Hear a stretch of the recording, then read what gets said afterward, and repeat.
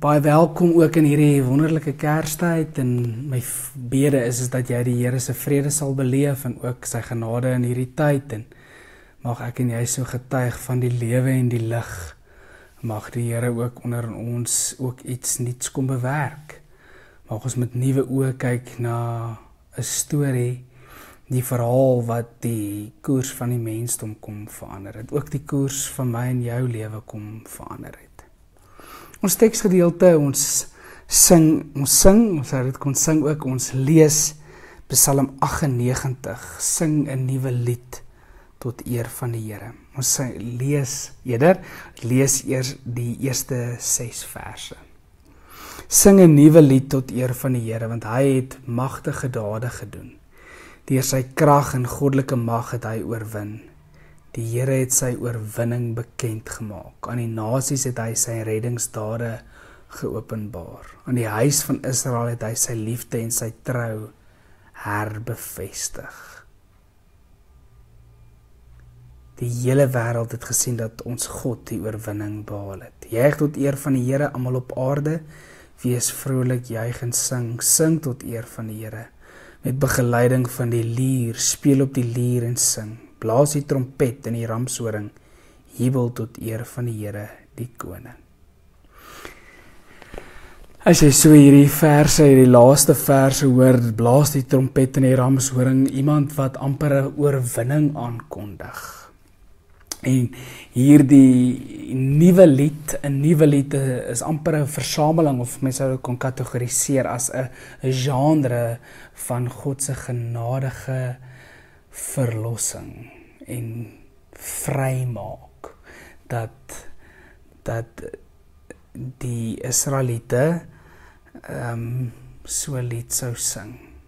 Amper in die tyd, mense kon dink waar hulle uit Egipte bevry is, uit hierdie plek van slawerny bevry is, dat hulle hierdie lied van oorwinning sing, 'n nuwe lied. En ons hoor ook in hierdie openingsverse, sing 'n nuwe lied tot eer van die Here. Vers 2, die Here het sy oorwinning bekend gemaak. Aan die nasies het hy sy reddingsdade openbaar. En dan juig vers 4, tot eer van die Here almal op aarde. Wees vrolik, juig en sing. Nie omdat dit hierdie tyd is nie, maar omdat die een wat uiteindelik die oorwinnaar is, vir ons daar in die stad van Dawid gebore is. En daarom, die huis van Israel, het hy sy liefde en sy trou herbevestig. Ons sien reg deur die profete 'n klomp kere hoe die Here sy trou kom herbevestig. In die laaste verse, ons lees dit nie noodwendig nie, maar jy hoor hoe die riviere en die berge en alles in die skepping saam moet kom om hier aan hierdie lof deel te neem. Mag ek en jy 'n nuwe lied sing tot eer van die Here.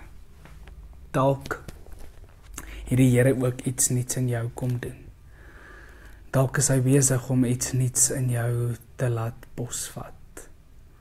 En in hierdie Kerstyd mag jy die Here ook daarvoor vertrou, dat hy dalk iets nuuts wil laat deurskemer in jou lewe. Dalk 'n nuwe hoop. Dalk blydskap wat wil deurbreek tussen die hartseer en die trane. Hy wil iets nuuts kom doen en hy gaan dit ook in jou kom doen in hierdie tyd. Mag jy daarvan 'n getuie wees. Kom ons bid saam. Wonderlike Here, dankie vir u genade en ons wil 'n nuwe lied tot eer van u naam kom sing. In hierdie Kerstyd kom loof ons u. Amen. Seën vir jou tot 'n volgende keer. Mooi bly.